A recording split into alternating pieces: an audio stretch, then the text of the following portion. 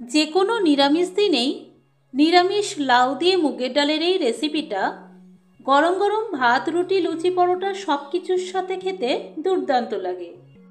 নমস্কার বন্ধুরা, এনরিচ টেস্টে আপনাদের সবাইকে স্বাগত।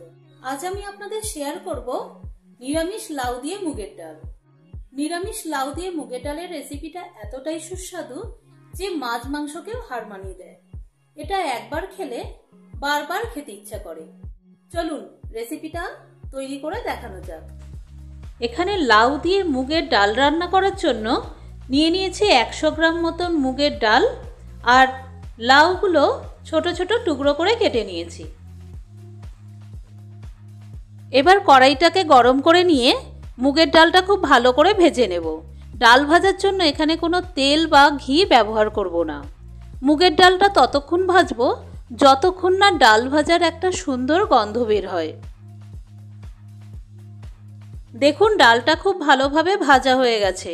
এবার গ্যাসটা অফ করে দিয়ে ওই কড়াইয়ের মধ্যে ডালটাকে জল দিয়ে 2-3 বার ভালোভাবে ধুয়ে নেব।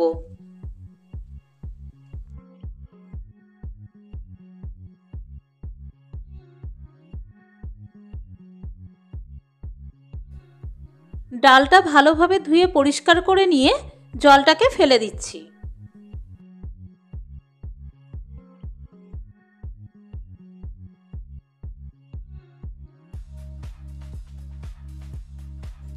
এখানে লাউটাকে খুব ভালো করে ধুয়ে পরিষ্কার করে নিয়ে চলে এসেছি। এবার এটাকে প্রেসার কুকারে দিয়ে দেবো, আর এর সঙ্গে দেবো ভেজে রাখা ডালটা।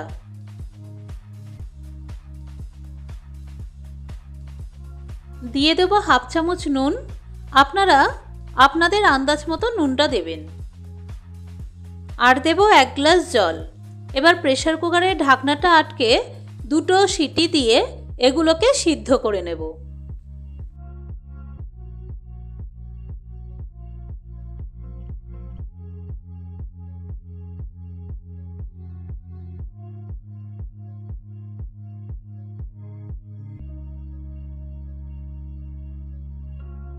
এবার ডালের জন্য কিছু মশলা রেডি করে নিই। একটা বড় সাইজের টমেটোকে লম্বা লম্বা করে কেটে নিয়েছি। এবার একটি বাটিতে 1/2 চামচ নুন, 1/2 চামচ ধনে গুঁড়ো, 1/2 চামচ জিরে গুঁড়ো আর 1/2 চামচ হলুদ দিয়ে সামান্য একটু জল দিয়ে খুব ভালো করে গুলে নেব।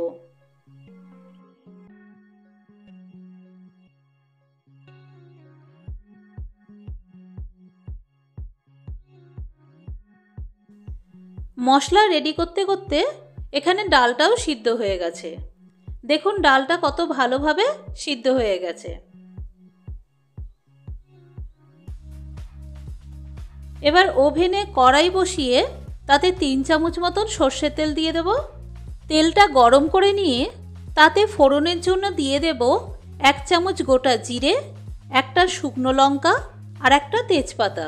একটু ভাজা হয়ে গেলে তাতে দিয়ে দেব 1 চামচ আদা বাটা।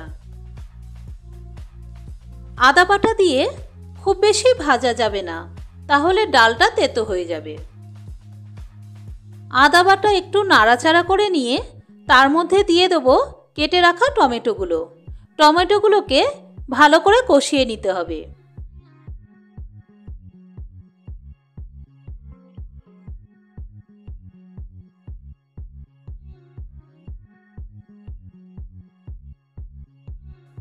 টমেটোটা সিদ্ধ হয়ে গেছে।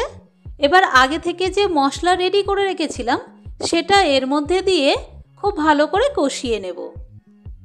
মশলাটা ততক্ষণ কষাবো যতক্ষণ না মশলার থেকে জল শুকনো হয়ে তার থেকে তেল বের হচ্ছে।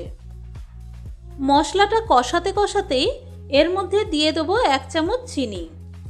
চিনিটা দিয়ে সমস্ত মশলাটাকে খুব ভালো করে আবারও কষিয়ে নেব।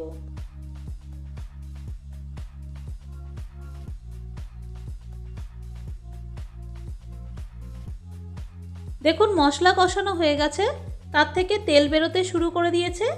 এবার আগে থেকে যে লাউ আর মুগের ডালটা সিদ্ধ করে রেখেছিলাম সেটা এর মধ্যে দিয়ে আবারও একটু নাড়াচাড়া করে নেব। এই সময় গ্যাসের ফ্লেমটাকে মিডিয়াম টু হাই ফ্লেমে করে দিতে হবে। লাউ আর মুগ ডালটাকে মশলার সাথে খুব ভালোভাবে মেশানো হয়ে গেছে।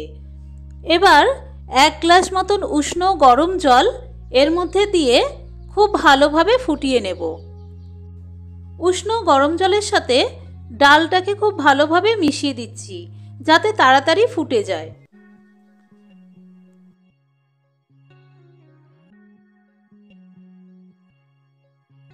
ডালটা খুব ভালোভাবে ফুটে গেছে।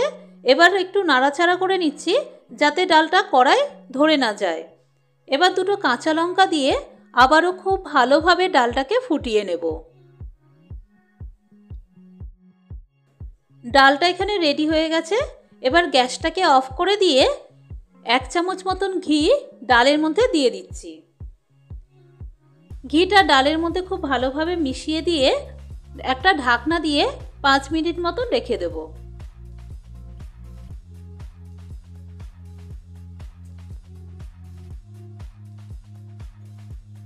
5 মিনিট পর ঢাকনাটা খুলে দিচ্ছি। দেখুন ডালটা দেখতে কতটা সুন্দর হয়েছে। নিরামিষ লাউ দিয়ে মুগের ডালের এই রেসিপিটা দেখতে যতটা সুন্দর, খেতেও কিন্তু ততটাই দুর্দান্ত। নিরামিষ লাউ দিয়ে মুগের ডাল গরম গরম ভাত, রুটি, লুচি, পরোটা যা দিয়ে খান না কেন খেতে খুবই ভালো লাগে। আমি এখানে নিয়েছি গরম ভাত, পটল ভাজা, বেগুন ভাজা, লাউ দিয়ে মুগের ডাল, আর নিয়েছি 1 টুকরো গন্ধরাজ লেবু।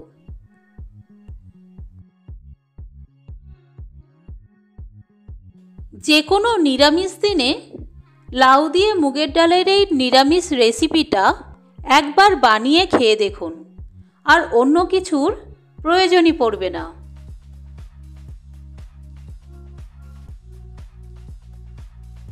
এই রেসিপিটা যদি আপনাদের ভালো লেগে থাকে তাহলে লাইক, কমেন্ট এবং শেয়ার করবেন এবং একটি সাবস্ক্রাইব করে দেবেন। ধন্যবাদ, সবাই ভালো থাকবেন। ফিরে আসছি পরের রেসিপি নিয়ে।